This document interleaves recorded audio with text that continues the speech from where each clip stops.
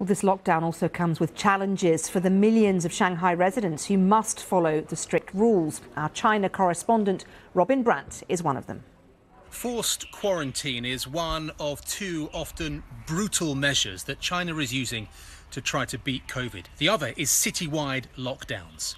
I'm 2 weeks into the one here, along with the other 25 million people that live in Shanghai. Now, for many, that means you can't step out of your gate. For some, it means you can't even go beyond your front door. And also daily worries about food. For some, even about water. Well, this is the result of that on the streets of Shanghai. Look at this, almost completely deserted. Remember, this is the financial hub of China, and we're more than 2 years into the pandemic. Well, the state-run newspaper, the Global Times, reports motor vehicles are banned from driving on the roads. Only officials involved in stopping COVID are allowed to drive. Then there's this.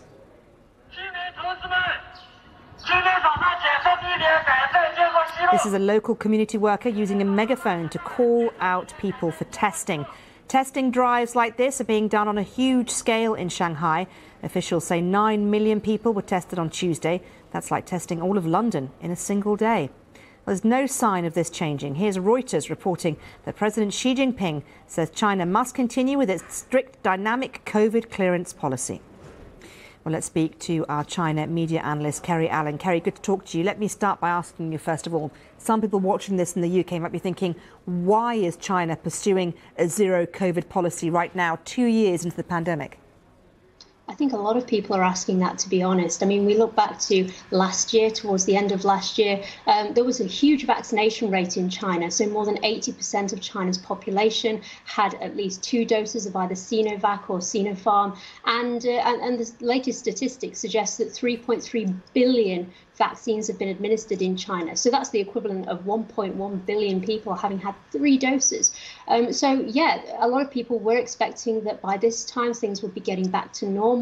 But, yeah, these lockdowns keep on persisting. And Shanghai is a huge economic hub.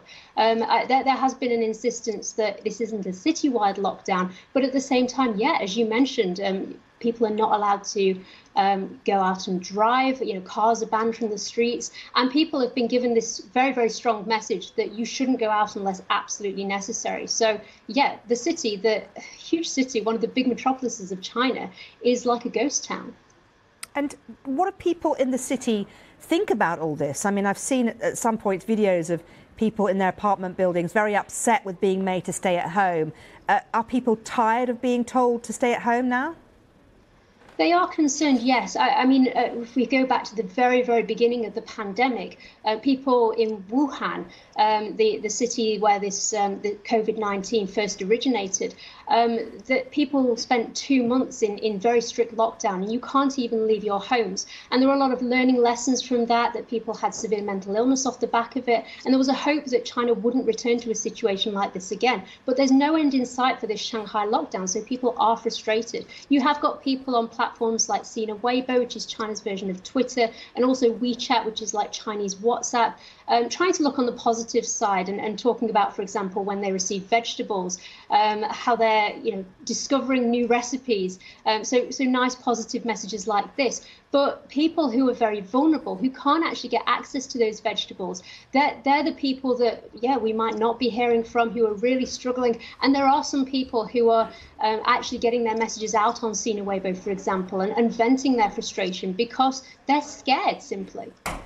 And an interesting point to be made, I guess, is that it's not just the Shanghai area that we're seeing a resurgence, if you like, in coronavirus. Not at all, no. I mean, since the 1st of March, there have been more than 300,000 cases in China, and roughly 2/3 of those have been in Shanghai. But that's still roughly 100,000 cases in other areas of China.